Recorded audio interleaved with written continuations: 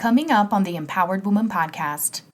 I decided to write a children's book because I had that why. I had that message that I want to put out in the world and hopefully impact a little person to think about their life in a different way. Or even the parents, the parents reading the book to the child, it creates that moment of pause and reflection.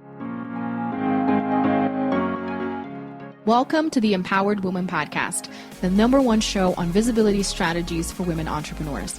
If you want to get empowered to be seen, stand out on social media, stages, TV, and more to make an impact with your voice and business, you're in the right place. I'm so glad that you're here. My name is Marcia Spurk, and I'm your host, professional singer and visibility strategist. Welcome again, and let's dive into today's episode. Ever thought about investing in the stock market but don't know where to start? Introducing Market Minds by Market Start, the all-new platform designed to make stock market investing simple, fast, and profitable.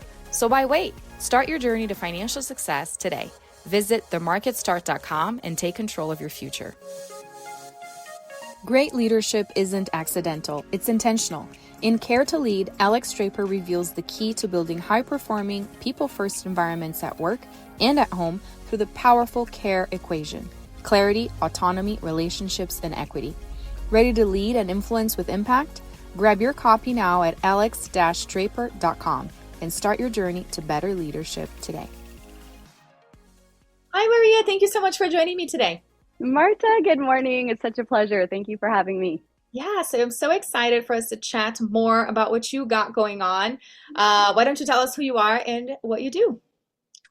I'm Maria Castellucci Moore. I'm a mother of 4 little ones and run a wine business. I'm a children's book author and wear a million hats, as most moms do. Right. And it's a joy to, be the entrepreneur and philanthropist. I'm a big supporter of some wonderful organizations here where I live in California that work all around the world. And it's just a pleasure to give back. And I'm excited to chat with you today. Yes, I love it. Well, I always like to hear the backstory because I like to say we didn't come out the womb doing what we're doing right now. We have had the inclinations, it starts showing up typically in childhood. But I'd love to hear the story of how you came to write these books and the family business, all of it.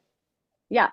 So I'm first generation American. My parents were born in Italy. I also have my Italian citizenship, but being born from immigrant parents, I think you learn the value of work ethic, and you're grown up in a different mindset, I would say, than the traditional American born mindset. It maybe not completely true, but I just found that the work ethic that my parents instilled in me from a super young age, and learning the value of contribution and impact you're going to make in the world. And, they came to this country not knowing English, and, being successful and the grit that it took them to get there, I think was a true inspiration for me growing up.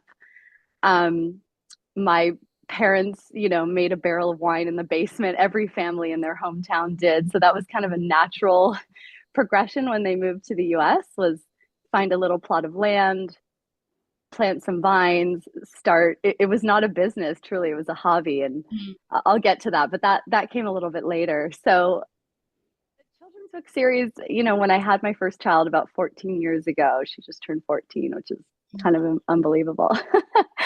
I always admired and was in awe of just the wonder that children got from stories. What they learned, just the engagement they had in the illustrations. It was really eye-opening for me. And I thought, wow, to create your own book to read to your child one day would be a total dream. So kind of in the back of my mind, put that on the shelf for at least 10 years, didn't do anything with it, but thought about it, said, oh, that would be something really inspiring to do. And I was a journalist for a magazine for a few years, just as a hobby, loving to write. And then my own kind of personal self-discovery journey led me to, I feel like you go from trauma to treasure, if you can get there. It's like you make lemonade out of some sour lemons. And there was a period in my life where I was like, I'm going to do something good with this challenge. And my husband actually was the one who inspired me. He said, "You've always wanted to write books. Now's the time. You have such a great message." So I really learned the value of turning inward as opposed to reaching externally for happiness. And I thought happiness is not a one size fits all. It's really like everyone you talk to has a different version of what makes them tick, like what inspires them, what brings them like actual joy. I think there's a difference between joy and happiness. Mhm. And so I thought if I could send this message and have it resonate with a young child as opposed to them waiting like me until I was in my 40s to figure out that you actually harbor all the powers already within you, all the dreams, all the aspirations. You're already like that God-given gift. So I decided to write a children's book because I had that why. I had that message that I want to put out in the world and hopefully impact a little person to think about their life in a different way, or even the parents. The parents reading the book to the child it creates that moment of pause and reflection. So that's where all that came from. Oh my gosh. And it's just been the true highlight of my adult life is sharing these beautiful books with kids. I get to go into schools and do author visits, and the kids are just dreamy. I mean, the questions they ask, and you're just like, wow, this little person has so much fire, like so much already in them. And so the magic is like, how do you express it? How do you get it out there? Yeah. And what are you going to do with it? Because we all have something, we all have a gift. So, Yeah. or many gifts. So that's where that part of my life came from. Yeah, that's such a beautiful why to think.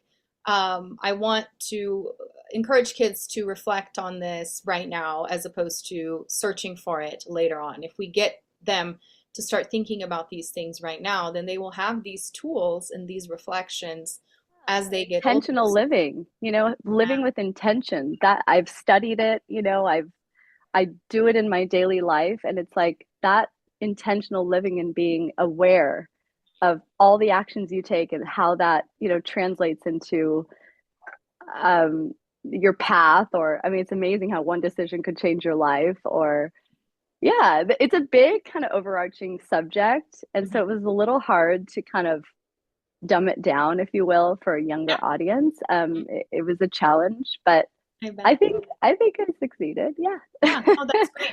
Well, and in the spirit of it took a while for you to figure out how you were going. You had the message, but then hats off to all fiction writers out there. You have to have some extra creativity and getting all of the elements, and then with the children's book, having the illustrations. And I appreciate you saying that it wasn't an overnight thing. One day you thought, I want to write a book, and then you just did it, which some people go and they take action right away. But typically in our entrepreneurial journey, it takes different steps. It's typically not a linear path. I mean, you kind of go in like this ebb and flow, and it was always just kind of a thought. But and I've talked to so many people that say, I have a manuscript already written, and I said, you got to put it out there. You have to have less fear and put it out in the world, because you don't know how it's going to be received, and it will most likely be well received. So definitely. Well, tell us more about how you came up then with the concept for the characters and the story to then convey this message. And then I want to hear about coming up with something for a second book. Yeah. So I have 2 books already. The first book is Vivian in Paris, and the second book is called Sophia in Rome, which just came out. So each book is titled after one of my children.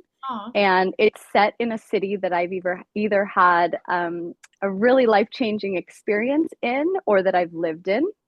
So I was engaged to be married in the city of Paris. I lived in Rome in my 20s. And so I thought, how can I merge travel, which I love, culture, which is, so huge to me, just speaking foreign languages, and not, I was raised like I wasn't born in America. So I feel very connected to Europe and other cultures. So other experiences from around the world. So I thought, how can I do this mindfulness action that travels? And I thought, the traveling mindfulness series, that's perfect.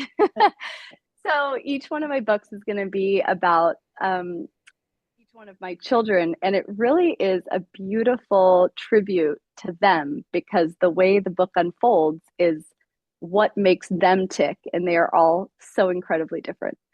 So it's really fun. It's a book about, you get to learn about the city of Paris, you get to learn what the ta-da is at the end, and that ta-da moment is really that unique joy that the child feels. And so I get to kind of study my own kids, if you will, and that's how the books are. So my third book coming out next year will be my son Dean, and he's going to go to London.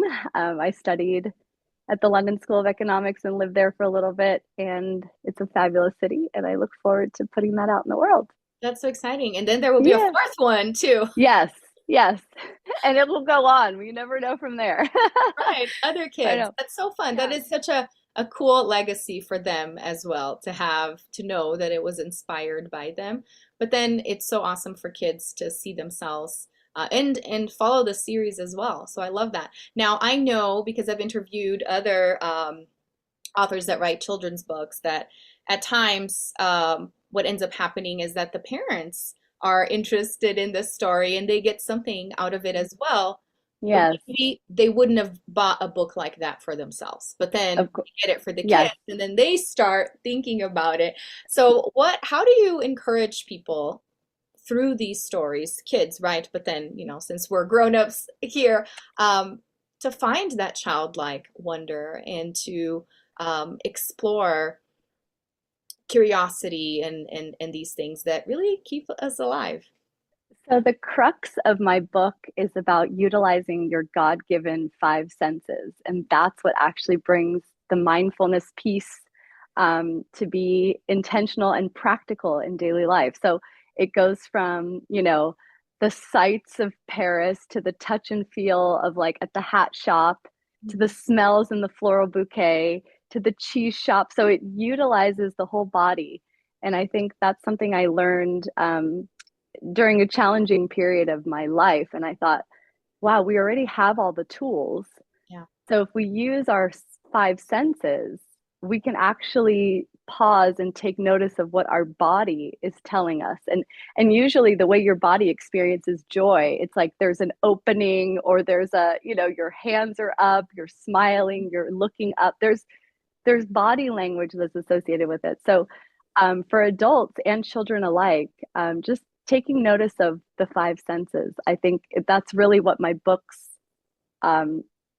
not only are about, but that's actually how you create that intentional living and ultimately finding what your own unique joy is. It's through your 5 senses.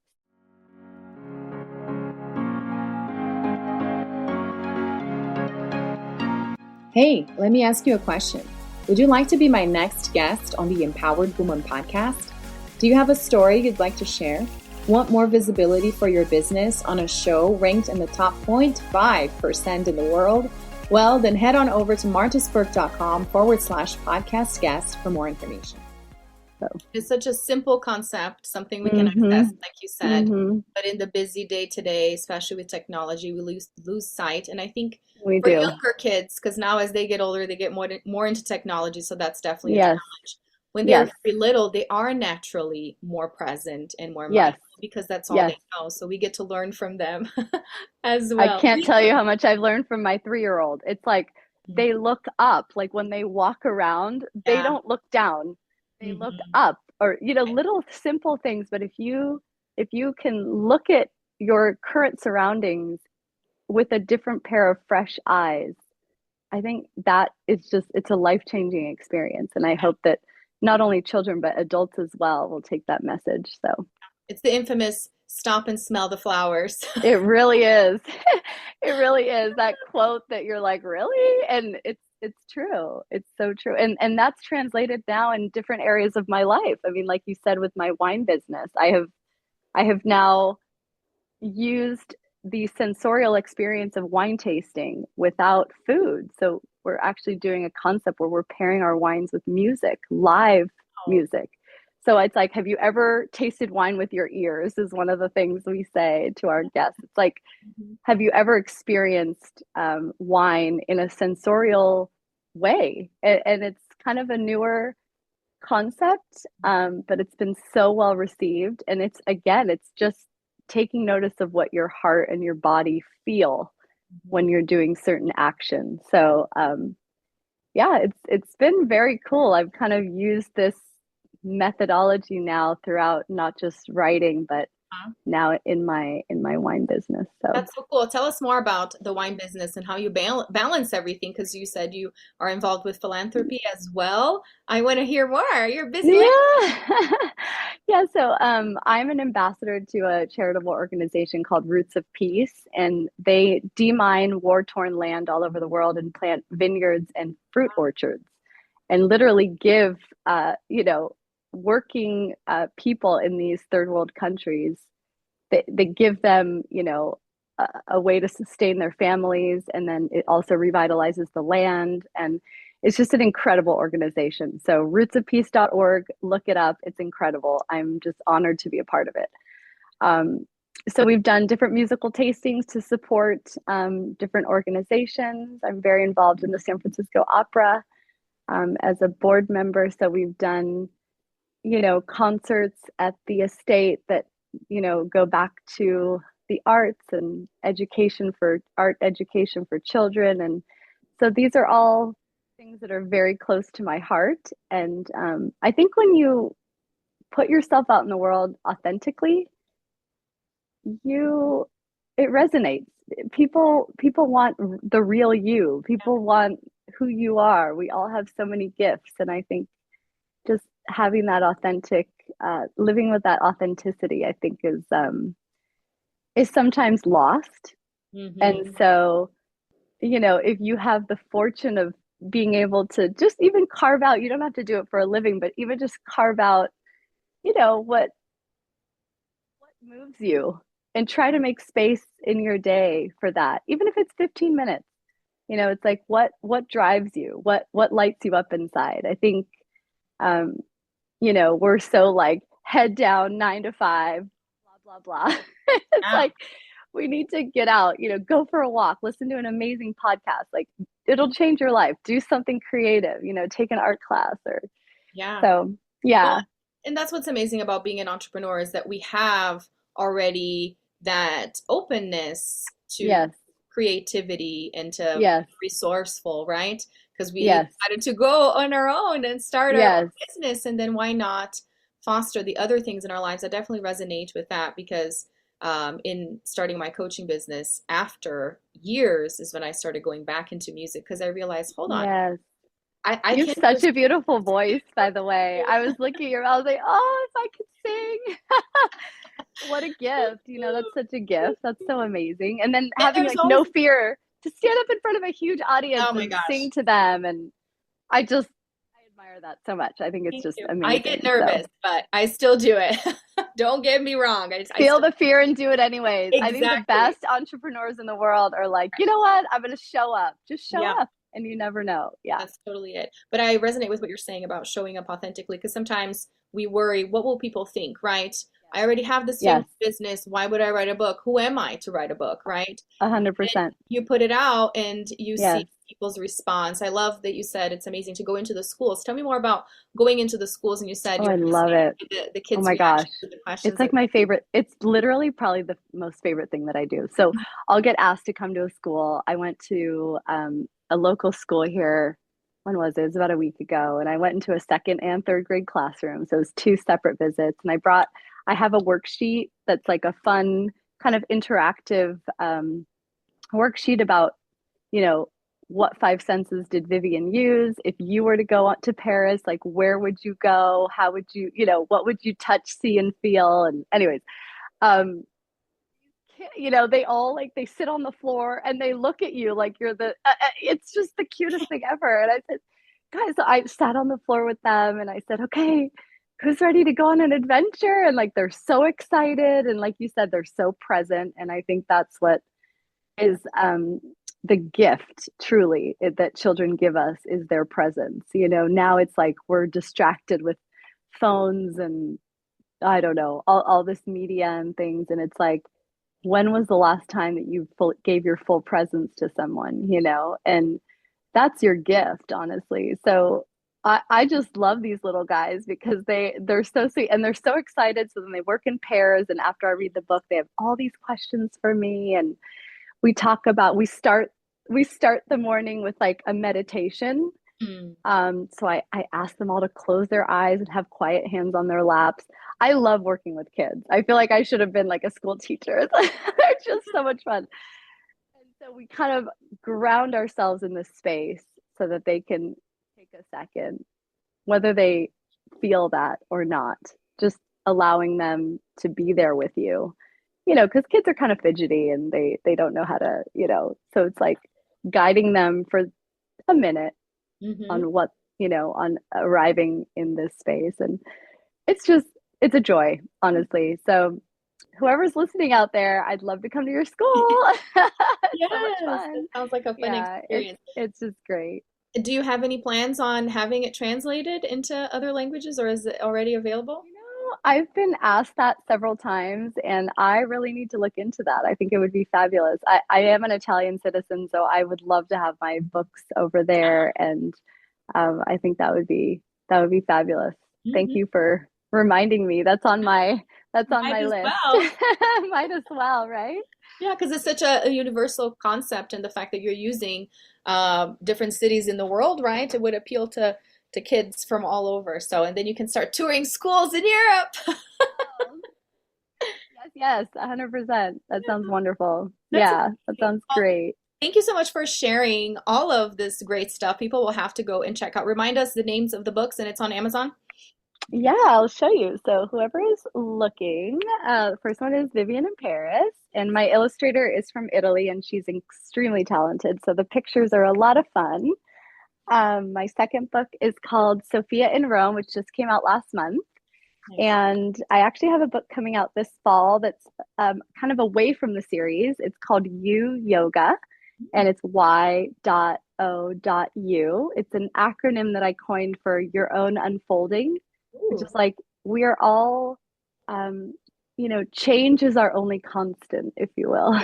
We're always revealing different parts of ourselves, different layers of ourselves. And so through yoga, which I personally love, and even if you're not drawn to yoga, it just teaches you that your presence and your own unfolding through yoga or through meditation or whatever active mindful practice you want to give it, your best self will be revealed. And it's a really, really cute book. And I'm super excited to put it out in the world. So that'll be released in September.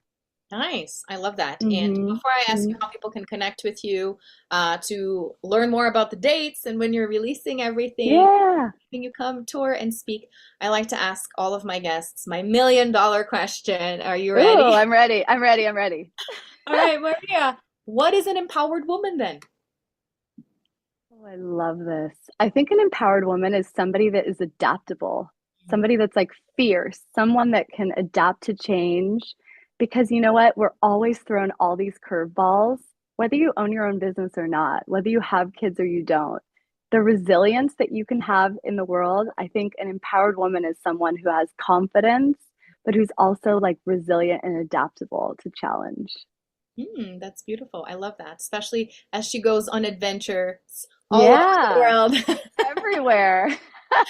That's so fun. Well, tell us how people can connect with you. Where do you hang out the most these days? Let's see. So I live in wine country in California. Come visit me. I'm also Instagram, Facebook, my website, which is kind of fun. It has just like an overview of everything that I do all in one space, Maria Castellucci Moore author.com. And I'd love to hear from you. Yeah, so make sure and put all the links in the show notes and also the links to the books. Everybody needs to go. It makes for great gifts for birthdays. It makes for awesome gifts. Yes, all kinds of stuff. Well, thank you so much, Maria. This was great.